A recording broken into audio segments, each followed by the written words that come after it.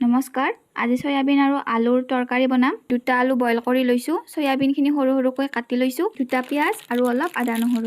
কেৰাহীটো গৰম হোৱাৰ পিছত তেল দি দিলোঁ।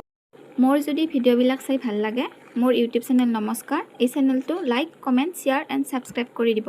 লগতে নমস্কাৰ ফেচবুক পেজটো ফ'ল' কৰি দিব। মোৰ তেল গৰম হৈ গ'ল। এতিয়া ইয়াত পিঁয়াজ দি দিলোঁ। এতিয়া পিঁয়াজখিনি ৰঙচুৱা হোৱালৈকে ভাজি ল'ম। পিঁয়াজখিনি ভাজি লোৱা হৈ গ'ল। এতিয়া বইল কৰি থোৱা আলুখিনি দি দিলোঁ।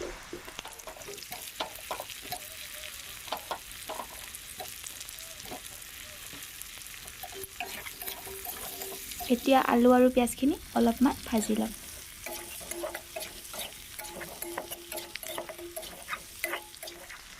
আলু আৰু পিঁয়াজখিনি অলপমান ভজা হৈ গ'ল। এতিয়া চয়াবিনখিনি দি দিলোঁ। আপোনালোকে চয়াবিনখিনি আগতে ভাজি ল'ব পাৰে। মই আগতে ভজা নাই। এতিয়া আলুৰ লগত একেলগে ভাজি ল'ম।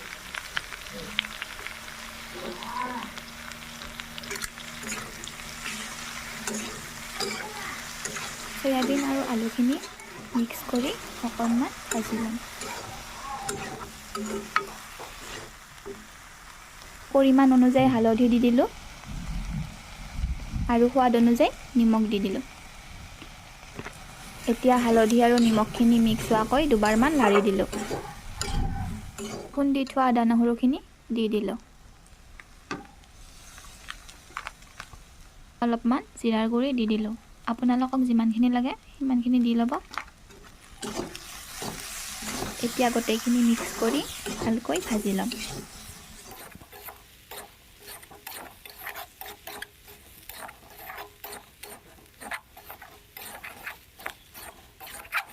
গোটেইখিনি সম্পূৰ্ণকৈ ভাজি লোৱা হৈ গ'ল।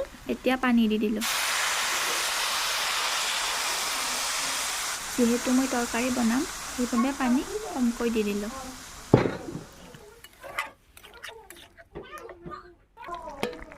পাঁচ মিনিট সময় ঢাকনিখন দি দিলোঁ।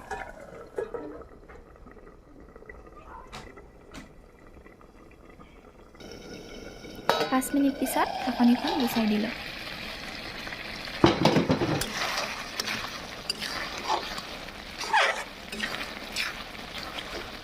তৰকাৰী ৰেডি হৈ গ'ল। সৰু সৰুকৈ কাটি থোৱা মান ধনিয়া আছিলে, তৰকাৰীৰ ওপৰত দি দিলোঁ। ধন্যবাদ।